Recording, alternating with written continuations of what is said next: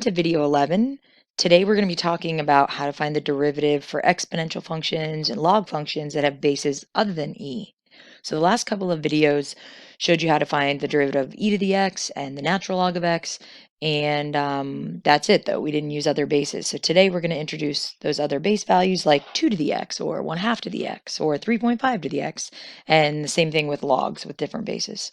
So to do this, I'm just going to show you an example using an actual base other than e. So for example, I'll use 2 to the x equals y. And I'm going to actually use our properties of natural logs that we learned about the other day to solve this. So the first thing that I'm going to do is take the natural log of both sides. So on this side, I get natural log of 2 to the x, and on this side I get natural log of y. Now these don't cancel because this isn't a base 2, this is a base e, but using your properties of logs, I can bring that power x out to the front. So I end up with something that looks like this. And then, remember, all of this I haven't done the derivative yet. This is just me kind of reducing and re-expressing. So now I'm going to take the derivative of both sides. The derivative of this side, remember, this ln2 is just a coefficient. It's just a number. So the derivative of that is literally ln of 2. It's like a coefficient on x.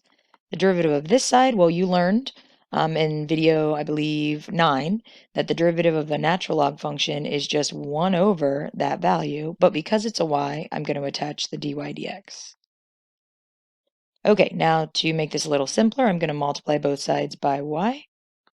And here I have an expression for the derivative. The problem is I'd rather not have a y in my answer. So if I go back up to my original statement, y is replaceable with 2 to the x. So I end up with 2 to the x times ln2. So this is one specific outcome, but if you look at your general rule, the derivative of anything other than an e to the x is that same value to the x times the natural log of that base. So that's where that comes from. And then, of course, if what's inside is a function, then I do it the same, except then I have to take the derivative of the inside, just apply the chain rule. Okay, so let's take a look at a couple of examples and see how this works out. So in this first example, I have a power function, or excuse me, I have an exponential function. So if I want to do the derivative, I'm going to start by doing, if you remember from the previous one, I have my same value to the same function, but then I have to multiply by the natural log of the base, so natural log of 10 in this case, and then I go back and check, did this exponent have its own function, and if so, I need to apply the chain rule, and it does. So then I'm going to multiply by 2x. So technically, this can be your final answer. If you want to put the 2x ln 10 out front and then times the 10 to the x squared plus 1, that's fine. It's totally up to you. Just a little preview. Remember how I said we're going to be spending time setting these guys equal to 0? If that's true, just know this is all a product. There's no addition or subtraction here. I can treat kind of the 2x as its own little animal. This is a constant, so I don't have to set it equal to 0. And then I've kind of got this guy here. So in my mind, I kind of see it like this. I don't really have to attach the 2 with the x. But if I was going on to solve this for 0, I'd get x equals 0. This and the 2 are just constants. And then I'd have this.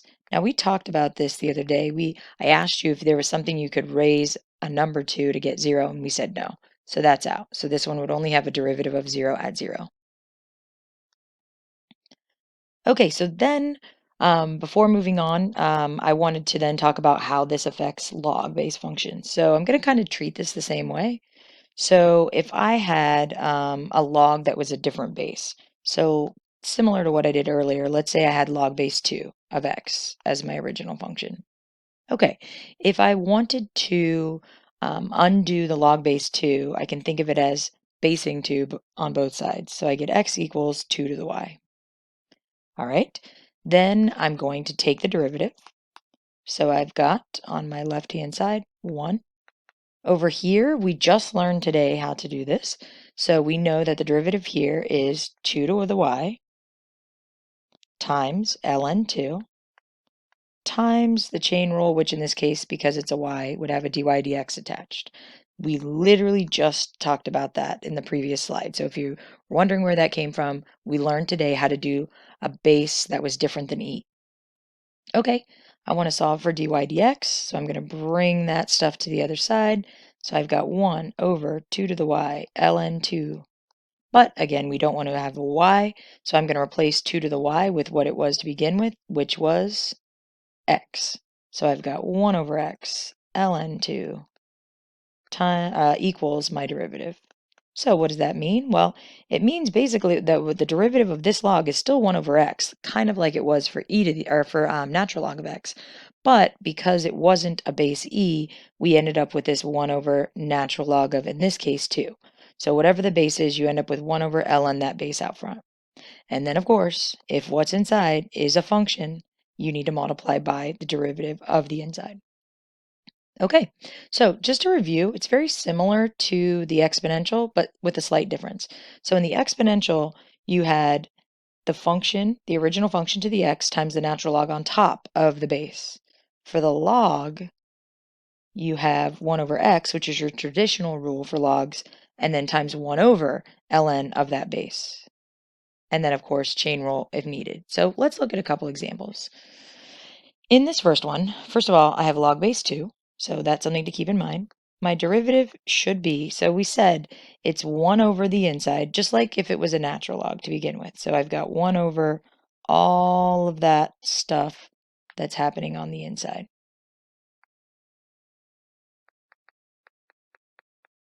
Okay, and then I have times 1 over ln of the base. The base is 2, so ln of 2. And then times any chain rule that would need to apply. And this absolutely has a chain rule. Now, this chain rule is pretty nasty because technically I have all of this to the 1/3 power. So here I go doing the derivative of what was inside.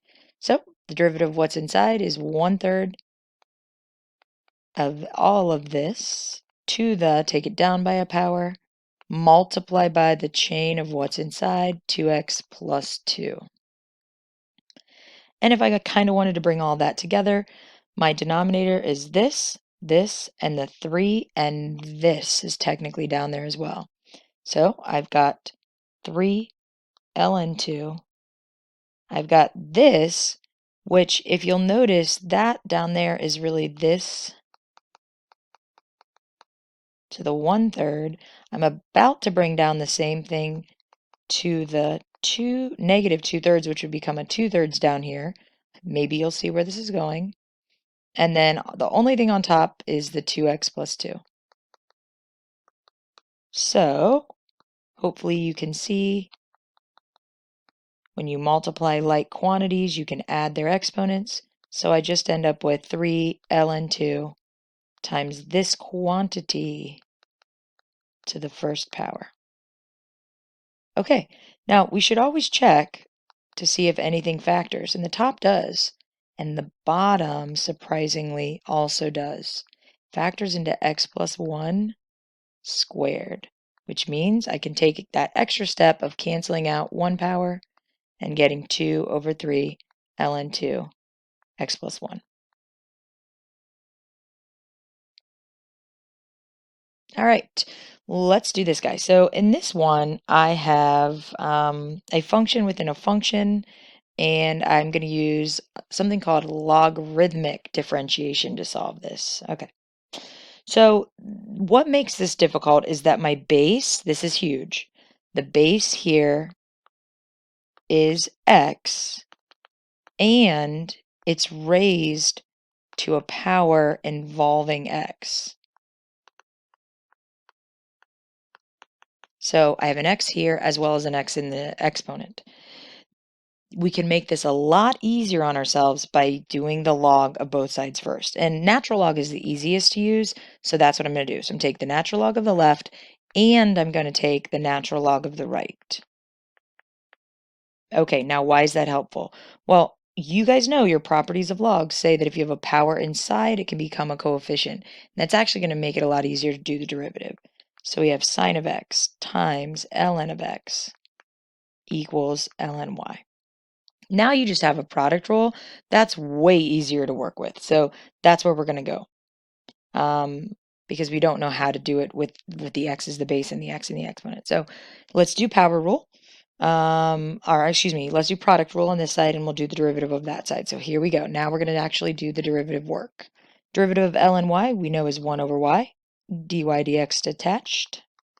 Here we're going to do product rule. Derivative of sine is cos x times the second plus the first times the derivative of the second.